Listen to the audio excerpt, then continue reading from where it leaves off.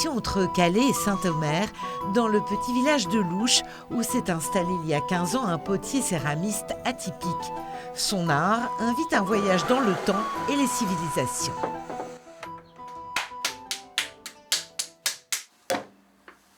C'est un des métiers les plus anciens.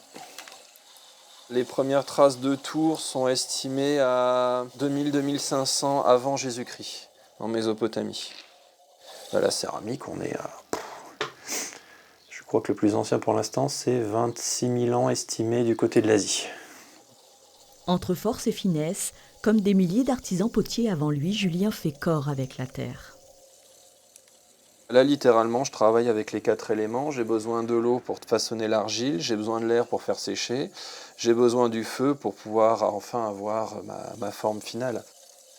On prend le temps de travailler sur le pot, mais aussi sur soi. Le centrage du pot permet aussi de se recentrer soi-même.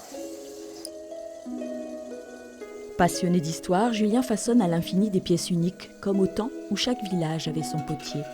J'ai toujours une base de vaisselle utilitaire accessible au plus grand nombre. Après, je vais avoir des commandes bien spécifiques pour de la copie historique. Et puis après, j'ai mes propres créations, mais à force de faire autant d'historique, elles sont forcément teintées d'historique. Il y a des pièces que je croise au fur et à mesure de ma carrière qui me plaisent beaucoup, que je garde en mémoire ou plus précisément en main.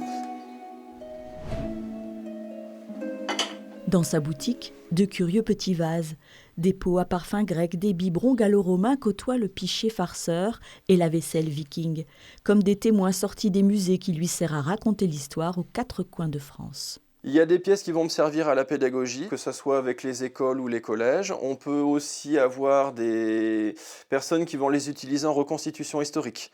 Époque romaine, époque médiévale. Je me suis dit que je pouvais créer un monde ou recréer un monde disparu. Et c'est ce qui m'a poussé à aller dans cette direction. Un savoir-faire couronné par le titre convoité de maître artisan en céramique d'art, la plus haute distinction de l'artisanat. Pour moi, c'est pas un aboutissement, c'est juste la première marche pour passer à la suite. Ça va me pousser à aller encore plus loin et à faire encore mieux.